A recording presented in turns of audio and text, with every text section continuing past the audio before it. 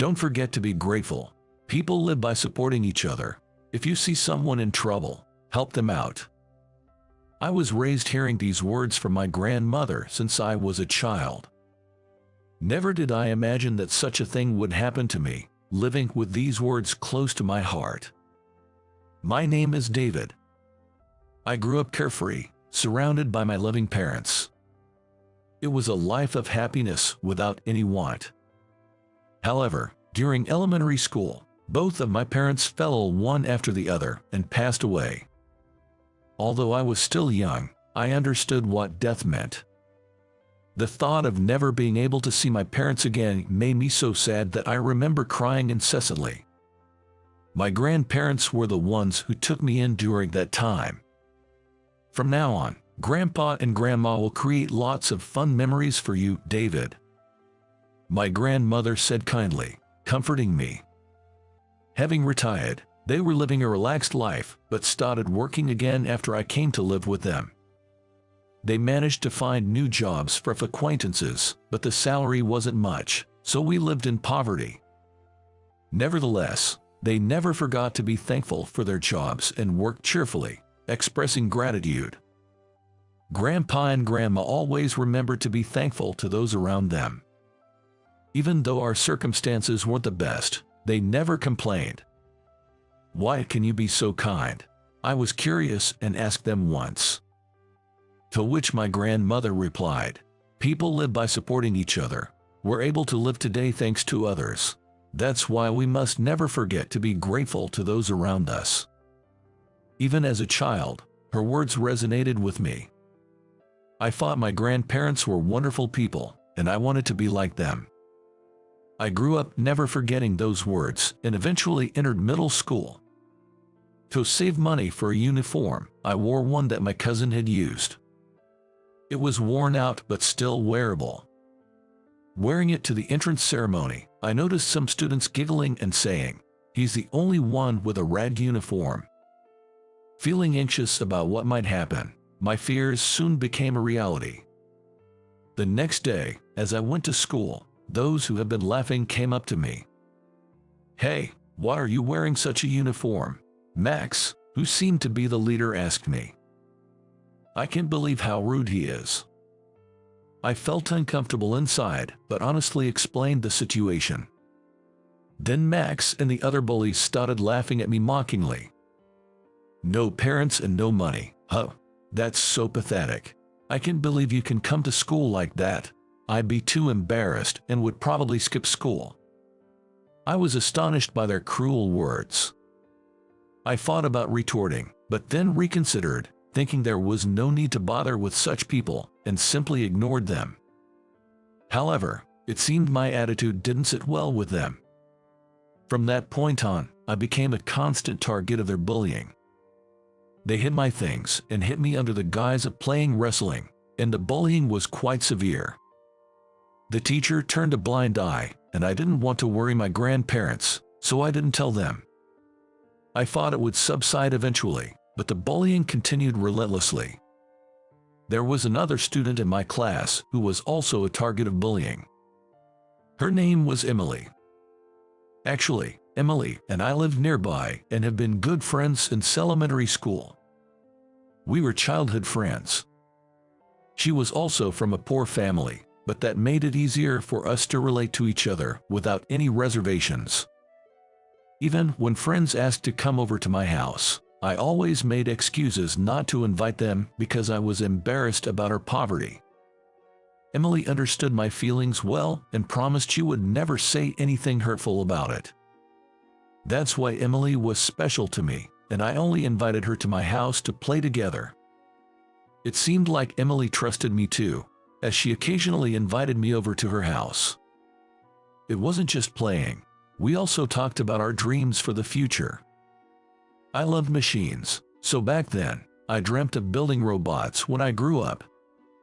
When I shared this with her, she lit up and said, "That's amazing.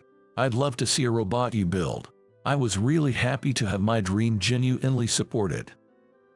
Even in middle school, Emily and I continued to play together. Gradually, I began to develop romantic feelings for her. However, When Max and his group found out that Emily's family was also poor, they started to harass her. They tried to touch her forcibly and broke her things, doing whatever they pleased. On the other hand, I couldn't just stand by and watch my important friend being bullied. One day, when I saw Max and his gang holding Emily in a headlock, I remembered my grandmother's words, "Help those who are in trouble." I bravely stepped in between them. "Hey, she's a girl. Stop it." Even though I was angry, Max and his group just sneered. "What's with you, man? Do you like Emily or something? You two poor people are perfect for each other," Max taunted. I finally lost my temper. "Shut up. Enough is enough. If you bully Emily again, I won't let it slide." My outburst made the bullies falter a bit, and after throwing some parting insults, they ran off. Emily thanked me repeatedly. "Thank you. I was so scared. Thank you for helping me." "It's okay. We're friends, after all. Helping out is natural," I replied. Hearing this, Emily looked worried. "But are you sure it's okay? I'm worried they might bully you even more now." I was a bit scared of retaliation, but I smiled to reassure her. "Don't worry about it. Those guys are nothing." "Really?" Emily still looked uneasy, but I tried to calm her down, saying not to worry. Unfortunately, our fears came true. From the next day, Max and his gang stopped bullying Emily. Instead, their harassment towards me escalated. They mixed dirt in my school lunch and physically assaulted me, which was quite severe. Emily felt guilty and once cried, apologizing, "I'm sorry you're being bullied because of me." I never thought for a moment that it was Emily's fault. Rather, I felt pathetic for letting my dear friend go through such hard times. The bullying didn't stop for the entire first year of middle school. If Emily hadn't been there to support me, I might have ended up skipping school. Fortunately, in our second year, we were in different classes from Max and his group, so the bullying subsided considerably. Both Emily and I were deeply relieved. Time passed, and as we became third-year students, it was time to decide on our future paths. I had decided to get a job. It was due to financial reasons at home. I had a secret dream of building robots, and I wanted to pursue further education for that, but I didn't want to burden my grandparents anymore. Academically, I could have gone on to higher education, and both my teacher and grandparents encouraged it. The salary is different between a middle school and high school graduate. Besides, we want David to study as much as he likes. Grandma said this to me, but I knew they were struggling quite a bit. I wanted to join the workforce as soon as possible to ease their burden. Claiming I'm not that fond of studying, I overcame their objections and pursued the path of employment. Being a middle school graduate limited my options, and I eventually got a job at a cleaning company. The job was far from home, so I had to live on my own. At that time, I decided to put away my dream. Although it wasn't the company I had longed for, once I started working, I found the job rewarding. It felt good to see a dirty place become clean, and hearing "thank you for cleaning" gave me a sense of fulfillment for being able to help others. The work was physically demanding, and some people quit soon after starting, but I persevered. I was determined to do my best in what I could do at the moment. Gradually, my hard work began to be recognized by other employees. "People have come and gone, but you're the hardest worker we've had. We're really glad you joined us," they even said. My salary gradually increased, and I was able to send money back to my grandparents. They had been very worried about me, a middle school graduate entering the workforce, so my remittances seemed to relieve them a lot. When I sent money for the first time, Grandma even called me. "To receive remittances from you, you've really grown up," she said, sounding a bit teary over the phone. I was glad, feeling that I was finally able to repay them for raising me. As my salary increased, I was entrusted with cleaning larger, more important clients' buildings. Some of these buildings were impressively large. One day, while cleaning one such building, I heard someone say, "Hey, isn't that David?" I turned around to see a well-built man in a suit standing there. "Who is this?" I pondered for a moment, but upon seeing his smirking face, I immediately remembered. It was Max, the leader of the bullying group from school. Unpleasant memories from my student days flooded back, but he continued talking without a care. "So, you're working as a janitor?" "Yay, that's right," I replied. "Huh?" Max looked at me with obvious disdain. "Right, you started working after middle school. Oh, tough life for the poor. I went to college and now work at Jones Corporation. High salary. Thanks to my degree. Guess I'm one of the winners," he said with his usual sarcasm. He still had a knack for being unpleasant. I just uttered some insincere praise like "that's impressive," and got through the encounter. After this day, our relationship from middle school seemed to revive. Max would come where I was cleaning and intentionally drop trash or spill coffee, harassing me. He hasn't changed at all inside. I was thoroughly exasperated. I even thought about reporting him to my boss and filing a complaint. Around that time, I received an invitation to a middle school reunion. The first thing that came to mind was Max's face. I didn't want to go if it meant seeing him, but on the other hand, there were people I wanted to see. After much deliberation, I decided to attend. On the day of the reunion, the venue was at a fancy hotel. Entering the place, I thought, I'm really not used to these kinds of places. Despite praying not to run into Max, he spotted me first. "Hey, it's David," he approached, bringing along a few of his friends, just like in middle school. "You're so poor, yet you come to such a fancy hotel," Max said, apparently drunk, holding a beer bottle, his face flushed. What a hassle. I wanted to ignore him, but he kept bothering me unilaterally. "A raggedy poor guy like you should just leave," he said, pointing the beer bottle at me. Splash! Before I knew it, I was drenched in beer. He's gone too far. I was trembling with anger, but Max didn't stop. "Look at you, fitting for a poor guy. By the way, did everyone know? This guy works as a janitor after dropping out of middle school. Pathetic, right?" He belittled me by exposing my job. "I shouldn't have come here. I'm leaving." I hadn't been there for even 10 minutes, but I headed for the exit. That's when it happened. "David," a familiar voice called from behind. I turned around swiftly and saw a beautiful, glamorous woman. For a moment, I was so startled that I froze. But I recognized the familiar traces in her face. "Is that you, Emily?" She smiled brightly. "Correct. It's been since middle school, hasn't it? Have you been well?" "Of course, I've been good. It's nostalgic, isn't it?" Emily was the person I wanted to see. But Max interrupted our reunion. "Well, she's gorgeous. How about going out for a drink with me after this?" he said, trying to pick her up. It's astounding how someone who once bullied me could do such a thing. I was beyond anger and just felt dumbfounded. Emily seemed to feel the same and completely ignored him. Rejected, Max's face turned even redder.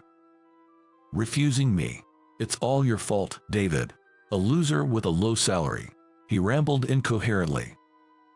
Emily sighed, walked up to Max, and said, "This is not the time for such talk. Is your company even okay?" Confused about what she meant, Emily then grabbed my hand and said, "We don't need to be here. Let's go." We left the venue and went to a nearby cafe. I was curious about her earlier remark. "What did you mean by Max's company being okay?"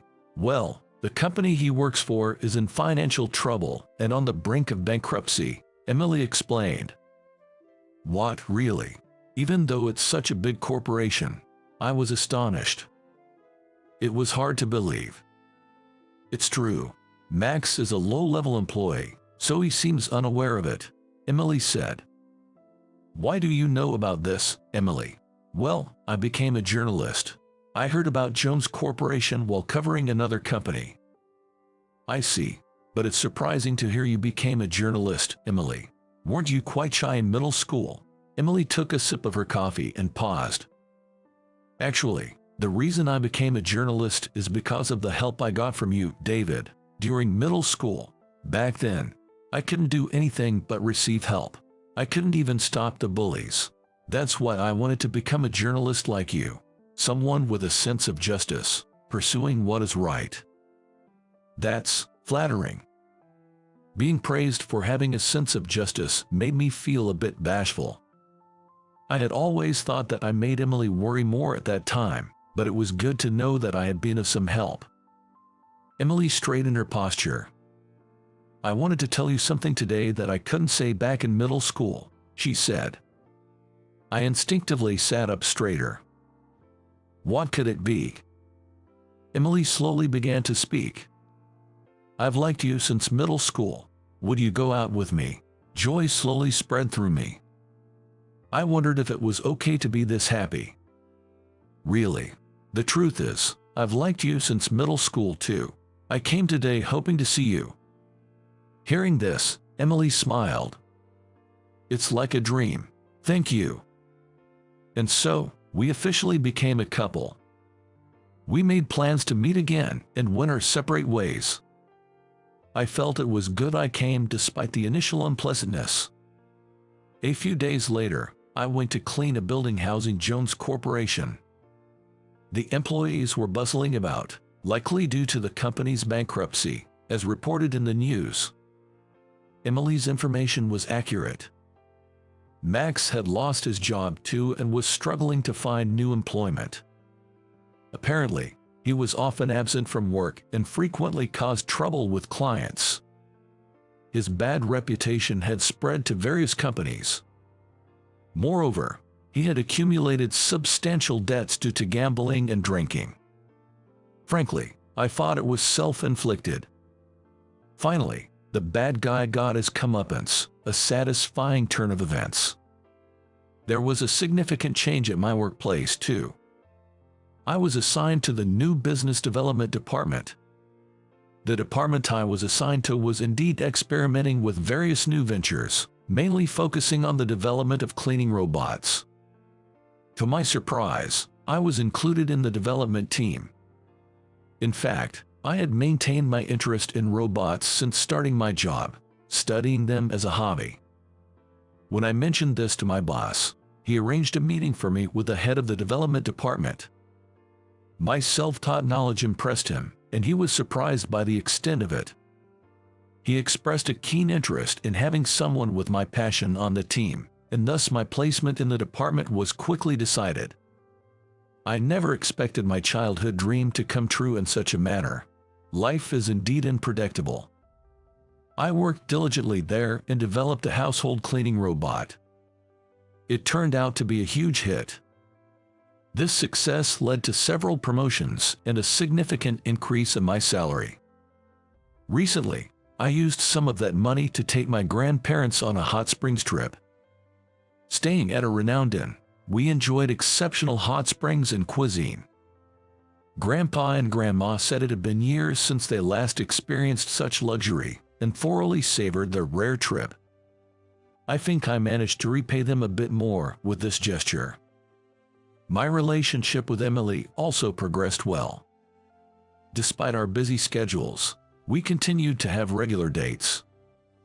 Then, on the third anniversary of our dating, I proposed to Emily. She joyfully accepted the ring I offered. Emily's parents also approved of our marriage. I had been worried that they might reject me because I only graduated from middle school, but they were not the kind of people to worry about such things. David is someone we've known since he was in elementary school. We trust his character, so we're happy to give our daughter in marriage to him, they said, blessing our union. Of course, Grandpa and Grandma attended our wedding. Both were moved to tears, saying, "There's nothing happier than this. Congratulations." A year after our marriage, we had a child. It was a son. I plan to pass on to my son the lessons my grandmother taught me. We named him Nathan, hoping he would grow up to be kind to others.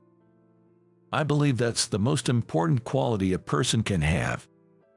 Although my middle school years were filled with unpleasant memories, I'm glad I persevered and lived earnestly. Going forward, I want to continue living with a heart that cares for others.